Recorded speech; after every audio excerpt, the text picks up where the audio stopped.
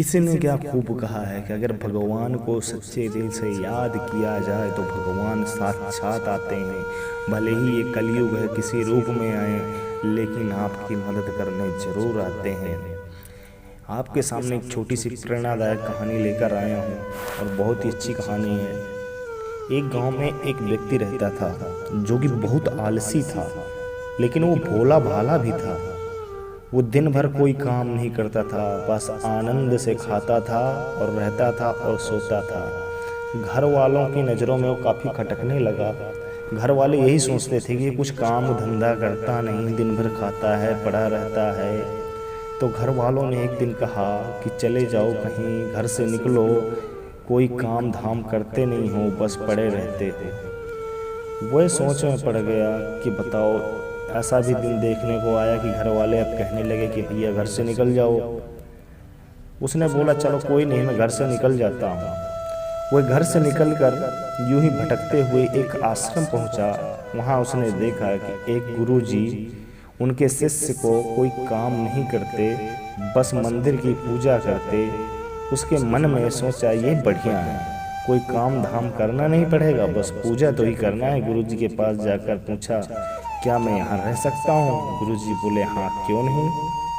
उसने बोला लेकिन मैं गुरुजी कोई काम नहीं कर सकता। गुरुजी बोले कोई काम नहीं करना तो बस पूजा करनी होगी। आनंद नाम का वो व्यक्ति बोला हाँ ठीक है, मैं तो पूजा कर लूँगा। अब आनंद महाराज आश्रम में रहने लगे।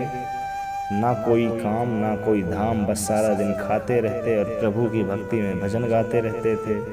महीना भर हो गया, फिर एक दिन एकादशी आई। उसने रसोई में जाकर देखा कि खाने की कोई तैयारी नहीं थी। गुरुजी से पूछा महाराज जी आज खाना नहीं बनेगा क्या? गुरुजी ने कहा नहीं, आज तो एकादशी है, तुम्हारा भी उपवास है। उसने कहा नहीं, अगर हमने उपवास कर लिया तो कल ही का दिन नहीं देख पाएंगे, हम तो नहीं कर सकते उपवास, हमें तो भूख लगती है, आपने पहले क्यों नहीं बताया? गुरुजी ने कहा ठीक है, तुम ना करो उपवास, पर खाना भी तुम्हारे लिए कोई नहीं बनाएगा, तुम्हें खुद बना लो। अब मरता क्या ना करता। अब उसने रसोई में जाकर गुरुजी से कहा देखो, अगर तुम खाना बना लो तो राम जी का भोग जरूर लगा देना। गुरुजी की ये बात सुनकर वह नदी के पास जाकर एक छोटी सी रसोई टाइप बनाई और लकड़ी का आटा, तेल, घी, सब्जी लेकर आनंद महाराज चले गए। जैसा तैसा खाना भी बनाया और खाने लगा तो याद आया कि गुरुजी ने कहा था कि राम जी का भोग जरूर लगाना।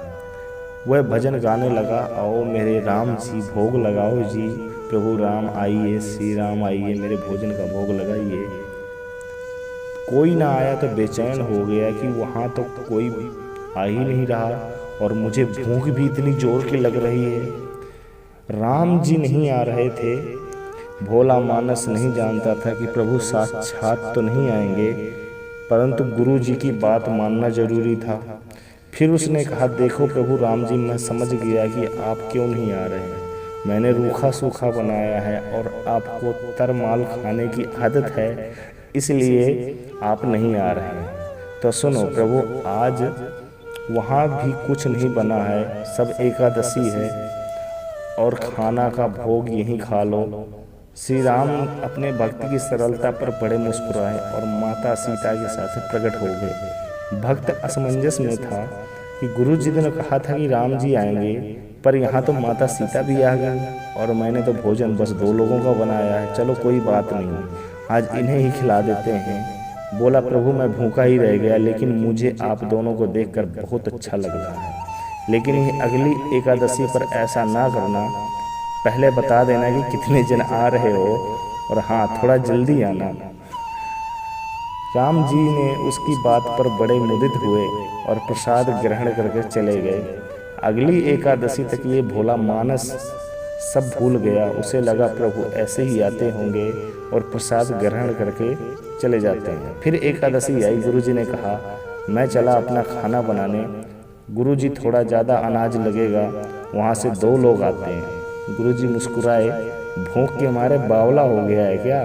ठीक है ले जा और अनाज ले जा। अब की बार उसने 3 लोगों का खाना बनाया। फिर गुहार लगाई, प्रभु श्री राम आइए, श्री सीताराम आइए, मेरे भोजन का भोग लगाइए। प्रभु की महिमा भी निराली थी। भक्त के साथ कौतुक करने में उन्हें भी बड़ा मजा आता था। इस बार वो अपने भाई लक्ष्मण, भरत, शत्रुघ्न और हनुमान जी को लेकर भी आ गए। भक्त के चक्कर में आ गए। ये क्या हुआ, एक का भोजन बनाया तो दो आए, आज तो खाना ज़्यादा बनाया तो पूरा खानदान आ गया। लगता है आज भी भूखा ही रहना पड़ेगा। सबको भोजन लगाया और बैठते बैठते देखता रहा। अनजाने में उसकी एकादशी हो गई। फिर अगली एकादशी आने से पहले गुरु जी ने कहा, गुरु जी ये आपके प्रभु राम जी अकेले क्यों नहीं आते? हर बार कितने सारे लोग ले आते हैं, इस बार अनाज ज़्यादा देना। गुरु जी को लगा कहीं ये अनाज बेचता तो नहीं है, देखना पड़ेगा जाकर भंडारे में। कहा जिसे जितना अनाज चाहिए दे दो। छुपकर देखने लगे। इस बार आनंद ने सोचा खाना पहले नहीं बनाऊंगा, पता नहीं कितने लोग आएंगे, पहले बुला लेता हूँ फिर बनाता हूँ। फिर टेल लगाई, प्रभु श्री राम आइए, प्रभु श्री राम आइए, मेरे भोजन का भोग लगाइए। सारा राम दरबार मौजूद।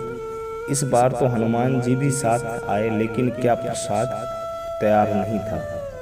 भक्त ठहरा, बोला प्रभु इस बार मैंने खाना नहीं बनाया। प्रभु ने पूछा क्यों? बोला मुझे मिलेगा तो नहीं, फिर भी क्या फ़ायदा बनाने का, आप ही बना लो और खुद खा लो। राम जी मुस्कुराए, सीता माता भी गदगद हो गई। उसके मासूम जवाब से लक्ष्मण जी बोले क्या करें प्रभु? प्रभु बोले भक्त की इच्छा है तो पूरी करनी पड़ेगी, चलो लग जाओ काम पे। लक्ष्मण जी ने लकड़ी उठाई, माता सीता आटा सानने लगी। भक्त एक तरफ देखता रहा। माता सीता रसोई बना रही थी तो ऋषि मुनि यक्ष गंधर्व प्रसाद लेने लगे। इधर गुरु जी ने देखा खाना तो बना नहीं, भक्त एक कोने में बैठा है। पूछा बेटा क्या बात है, खाना क्यों नहीं बनाया? बोला अच्छा किया गुरुजी आप आ गए, देखिए कितने लोग आते हैं प्रभु के साथ। गुरुजी बोले मुझे तो कहीं नहीं दिख रहे तुम्हारे और अनाज के सिवा। भक्त ने माथा पकड़ लिया, एक तो इतनी मेहनत करवाते हो प्रभु, भूखा भी रखते हैं और ऊपर से गुरुजी को दिख भी नहीं रहे, ये तो बड़ी मुसीबत है। प्रभु ने कहा आप गुरुजी को क्यों नहीं दिख रहे? प्रभु बोले मैं उन्हें नहीं दिख सकता क्योंकि वो बड़े पंडित हैं, ज्ञानी हैं, विद्वान हैं, उन्हें तो बहुत कुछ आता है, उनको क्यों नहीं आप दिखते? ये आनंद बोले। प्रभु बोले माना कि उनको सब आता है पर वो सरल नहीं है तुम्हारी तरह, इसलिए उनको नहीं दिख सकता। आनंद ने गुरु जी से कहा गुरु जी प्रभु कह रहे हैं कि आप सरल नहीं हैं इसलिए आपको नहीं दिखेंगे। गुरु जी रोने लगे, वाकई में मैंने सब कुछ पाया पर सरलता नहीं पा सका तुम्हारी तरह, और प्रभु तो मन की सरलता से ही मिलते हैं। प्रभु प्रकट हो गए और गुरु जी को भी दर्शन दिए। इस तरह एक भक्त के कहने पर प्रभु ने रसोई भी बनाई, ये जानकर कि हाँ सच्चा भक्त है। अगर ये प्रेरणादायक कहानी आपको पसंद आई हो तो एक शेयर, एक लाइक, एक कमेंट करिए। तब तक के लिए जय श्री राम, जय श्री राम, जय श्री राम।